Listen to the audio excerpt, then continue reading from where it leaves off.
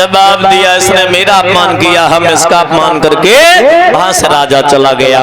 घर पहुंचा, जो मुकुट था मुकुट उतार के जैसे ही रखा, परीक्षित महाराज की आत्मा पाप पाप चिल्लाने लगे, आज हमसे बहुत बड़ा पाप हो गया, बहुत बड़ा।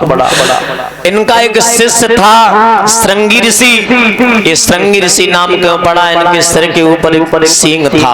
संत तो थे तो ऋषि हो गए, श्रृंगी ऋषि नाम इनका पड़ा। स्नान कर रहे थे, एक संत ने जाकर के बताया ऐसे ऐसे हुआ, एक राजा आया तुम्हारे गुरु का अपमान करके चला गया।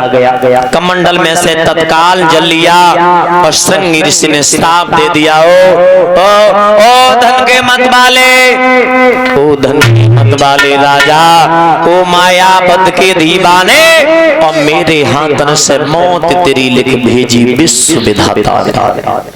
ओ सावधान वो ही तक्षक जीवत है जाइए, और साथ में रोज इस पापी को यमपुर की हवा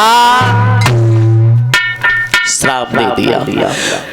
लोमस ऋषि के पास में आए, श्रृंगी ऋषि को जवाब दिया बेटा तुमने बहुत गलत किया। परीक्षित जैसा राजा न आज तक भविष्य में हुआ न कभी जीवन में होगा। राजा परीक्षित जैसा राजा, ऐसे शासन में शेर और बकरी एक घाट पर पानी पीते हैं, ऐसे भले राजा को तूने श्राप दे दिया। श्रृंगी ऋषि बोले गुरु आपका अपमान करके चला गया। जवाब दिया हमें मेरा अपमान राजा ने नहीं किया, बल्कि कलयुग ने अपमान किया। तुम्हें कलयुग को श्राप देना था, तुमने परीक्षित को श्राप दे दिया।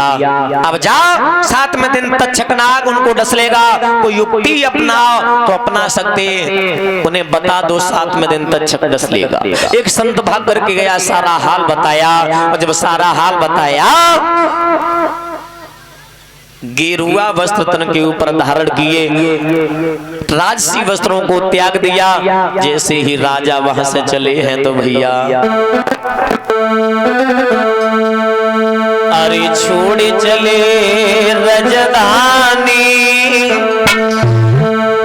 और अपनी छोड़ी चले रजधानी, अपनी छोड़ चले रजधानी, अपनी छोड़ चले रजधानी, अपनी छोड़ बड़े बड़े ज्ञानी जग में हुई है, बड़े बड़े ज्ञानी जग में हुई, नाक झुलाए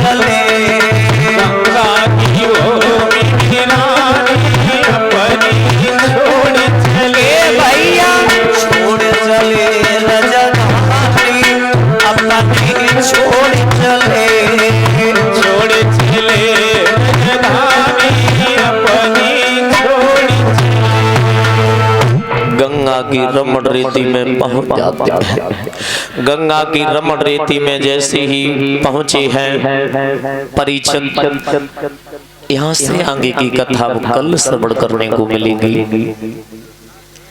कैसे सुखदेव का जन्म हुआ, कैसे व्यास का जन्म हुआ, कैसे परीक्षित सुखदेव के पास में पहुंचे, कैसे